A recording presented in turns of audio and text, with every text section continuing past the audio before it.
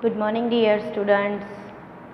વિભાગીય કામગીરીનું મૂલ્યાંકનમાં આપણે આગળનો સમ જોઈએ કે ઇન્ડિયા લિમિટેડની 3 વિભાગની માહિતી નીચે મુજબ છે. આપણને અલગ અલગ 3 વિભાગની માહિતી આપેલી છે. આગળના સમમાં આપણે જોયું હતું કે આપણને અલગ અલગ 2 વર્ષની માહિતી આપેલી હતી. આમાં આપણને 3 વિભાગની માહિતી આપેલી છે, એ, બી અને સી. તો એમાં આપેલી છે કર પહેલાંની આવક 1,25,000 અને 1,60,000. કર પહેલાંની આવક એટલે કે નફો કર પહેલાંનો. ત્યાર પછી રોકાણ આપેલું છે 4,25,000, 5,25,000 અને 7,25,000. પછી ચોખ્ખું રોકાણ આપેલું છે 2,25,000, 3,75,000 અને 3,25,000. મૂડી પર વ્યાજ 14% છે. તો રોકાણ પર વળતરનો દર અને શેષ નફા પર વળતરનો દર ચોપડે કિંમત અને ચોખ્ખી ચોપડે કિંમતના આધારે ગણવાનો છે. તો હવે આપણે પહેલાં જોઈએ કે રોકાણ પર વળતરનો દર કીધેલો છે એ કઈ રીતના, તો કે ચોપડે કિંમત ઉપર અને ચોખ્ખી ચોપડે કિંમતના આધારે ગણવાનો છે. તો હવે આપણે પહેલાં જોઈએ કે રોકાણ પર વળતરનો દર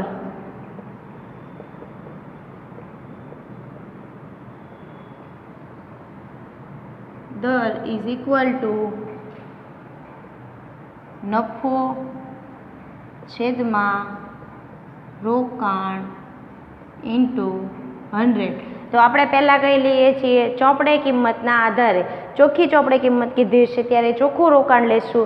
આપણને એમનેમ ચોપડે કિંમતના આધારે કીધી છે એટલે આપણે આ રોકાણ લેશું. તો આપણે પહેલાં એ વિભાગ માટે નફો કેટલો છે તો કે 1,00,000 રૂપિયા. ત્યાર પછી રોકાણ કેટલું છે, જો આપણને ચોપડે કિંમતના આધારે લઈએ છીએ એટલે રોકાણ કેટલું લેશું 4,25,000 ઇન્ટુ 100. તો 1,00,000 ભાગ્યા 4,25,000 ઇન્ટુ 100 ઇઝ ઇક્વલ ટુ 23.52%. ત્યાર પછી બી વિભાગ લઈએ. બી વિભાગનો નફો કેટલો છે તો કે 1,25,000 છેદમાં એનું ઇન્વેસ્ટમેન્ટ કેટલું છે તો કે 5,25,000 ગુણ્યા 100. તો 1,25,000 ભાગ્યા 5,25,000 ઇન્ટુ 100 ઇઝ ઇક્વલ ટુ 23.80%. એવી રીતે સી વિભાગ લઈએ. સી વિભાગની આવક કેટલી છે તો કે 1,60,000 અપોન કેટલું છે એનું 7,25,000 ઇન્ટુ 100. તો 1,60,000 ભાગ્યા 7,25,000 ઇન્ટુ 100 ઇઝ ઇક્વલ ટુ 22.06%. આ આપણને શેના આધારે મળી તો કે ચોપડે કિંમતના આધારે રોકાણ પર વળતરનો દર મળ્યો. હવે ચોખ્ખી ચોપડે કિંમતના આધારે અહીંયા આપણે લખી નાખવાનું કે ચોખ્ખી ચોપડે કિંમતના આધારે રોકાણ પર વળતરનો દર એટલે કે ROI rate of return on investment is equal to નફો છેદમાં ચોખ્ખું રોકાણ ઇન્ટુ 100. એ માટે નફો કેટલો છે તો કે 1,00,000 રૂપિયા. ત્યાર પછી ચોખ્ખું રોકાણ કેટલું છે તો કે 2,50,000. 2,50,000 ગુણ્યા 1,00,000 ભાગ્યા 2,50,000 ઇન્ટુ 100 ઇઝ ઇક્વલ ટુ 40%. એવી રીતના બીનું જોઈએ તો કે 1,25,000 છેદમાં કેટલી છે એનું ચોખ્ખું રોકાણ તો કે 3,75,000 ઇન્ટુ 100. તો 1,25,000 ભાગ્યા 3,75,000 ઇન્ટુ 100 ઇઝ ઇક્વલ ટુ 33.33%. ત્યાર પછી સી વિભાગ માટે લઈએ તો સી વિભાગની આવક કેટલી છે તો કે 1,60,000 છેદમાં એનું ચોખ્ખું રોકાણ 3,25,000 ઇન્ટુ 100 1,60,000 ભાગ્યા 3,25,000 ઇન્ટુ 100 એટલે કે 49.23%. ત્યાર પછી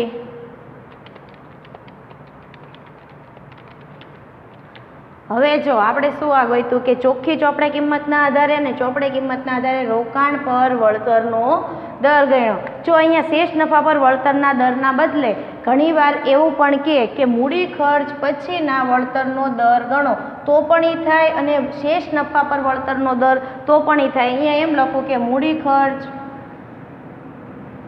બાદનો રોકાણ પર વળતર ચોપડે કિંમત અને ચોખ્ખી કિંમતના આધારે ગણો. તો મૂડી ખર્ચ બાદનો કહે તો પણ એવી રીતના અને શેષ નફાનો વળતર કહે તો પણ એવી રીતના. તો આપણે એમાં લખીએ કે આપણે પહેલાં તો ચોપડે કિંમતના આધારે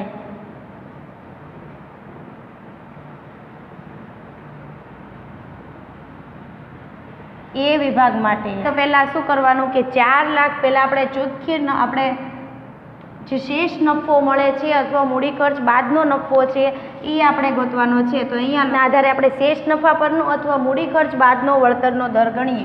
તો અહીંયા પહેલાં આપણે શેષ નફો ફાઇન્ડ આઉટ કરીએ. તો કે શેષ નફો ઇઝ ઇક્વલ ટુ પહેલાં આપણો નફો કેટલો છે 1 લાખ રૂપિયા.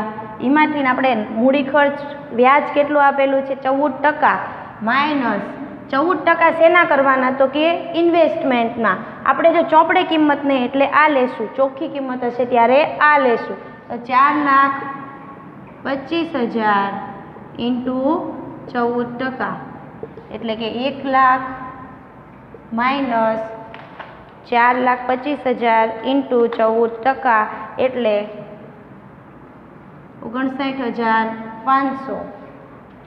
1 લાખમાંથી 59,500 બાદ કરીએ એટલે આન્સર આવશે 40,500. આ શું મળ્યું તો કે શેષ નફો અથવા મૂડી ખર્ચ બાદનો નફો. આ એ વિભાગ માટે. બી માટે પણ ગણીએ તો બી માટેની આવક કેટલી છે તો કે 1,25,000 માઇનસ હવે આપણે ચોપડે કિંમતના આધારે લઈએ છીએ એટલે રોકાણ કયું લેવાનું તો કે કાચું રોકાણ 5,25,000 ઇન્ટુ 14%. તો 1,25,000 માઇનસ 5,25,000 ઇન્ટુ 14% એટલે 73,500. 1,25,000માંથી 73,500 બાદ કરીએ એટલે આન્સર આવશે 51,500. એવી રીતે સી વિભાગ માટે જ લઈએ તો સી વિભાગની આવક કેટલી છે તો કે 1,60,000 માઇનસ એનું રોકાણ કેટલું છે તો કે 7,25,000 ગુણ્યા 14%. તો 1,60,000 માઇનસ 7,25,000 ઇન્ટુ 14% એટલે કે 1,01,500. તો 1,60,000માંથી 1,01,500 બાદ કરીએ એટલે આન્સર આવશે 58,500. આ શું મળ્યું શેષ નફો અથવા મૂડી ખર્ચ બાદનો નફો. હવે આપણે શું ગણવાનું છે કે રોકાણ પર વળતરનો દર. તો અહીંયા લખીએ રોકાણ પર વળતરનો દર ઇઝ ઇક્વલ ટુ મૂડી ખર્ચ બાદનો નફો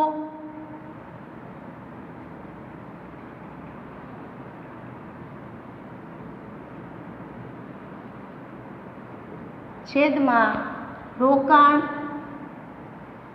ઇન્ટુ 100.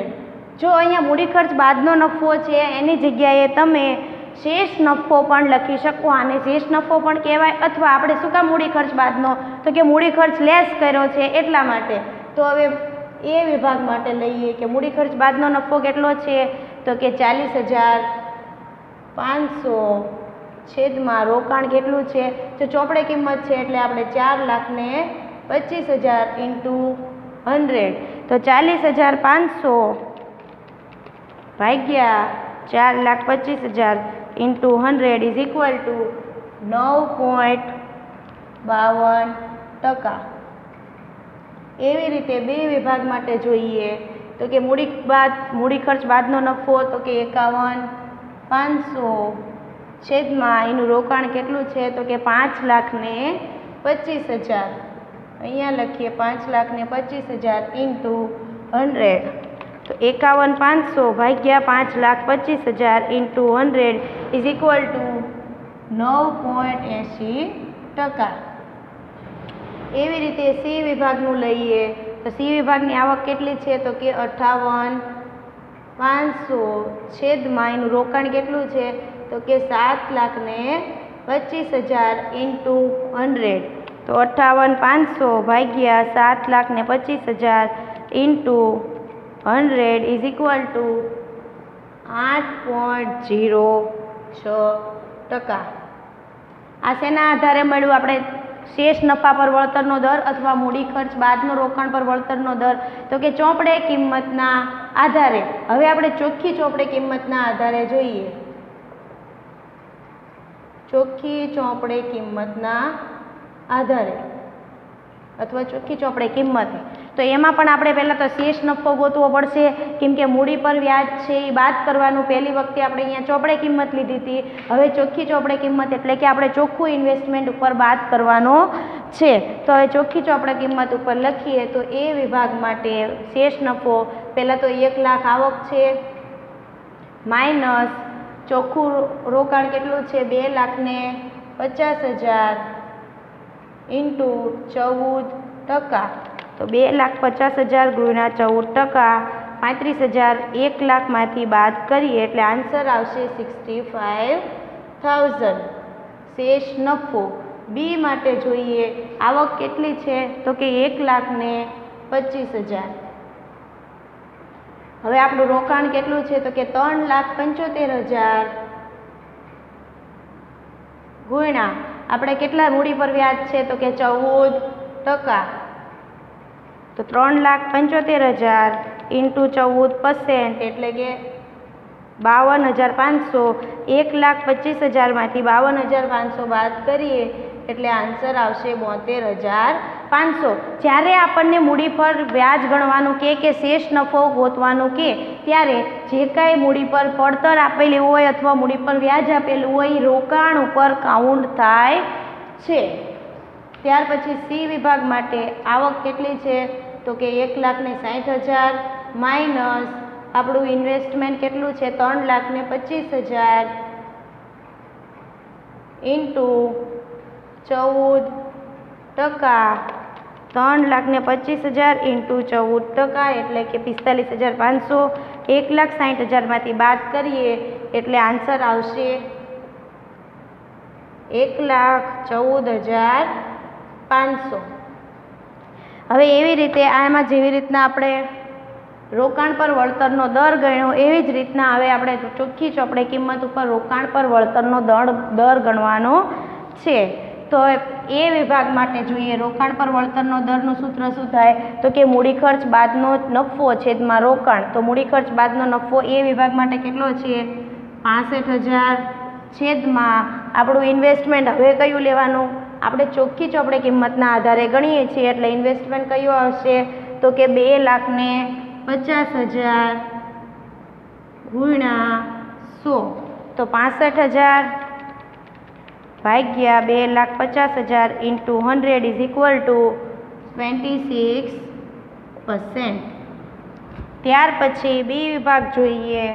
બી વિભાગ માટે આવક કેટલી છે તો કે 72,500 અપોન આપણું ઇન્વેસ્ટમેન્ટ કેટલું છે તો કે 3,75,000 ઇન્ટુ 100 તો 72,500 ભાગ્યા 3,75,000 ઇન્ટુ 100 ઇઝ ઇક્વલ ટુ 19.33%।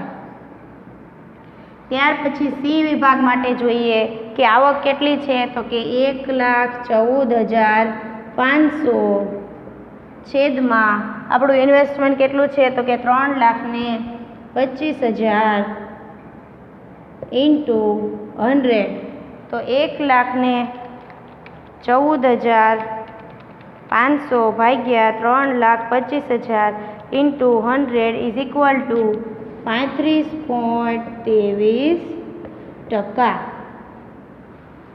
તો આ સમ છે એ 2012માં યુનિવર્સિટી એક્ઝામમાં પૂછાયેલો સમ છે.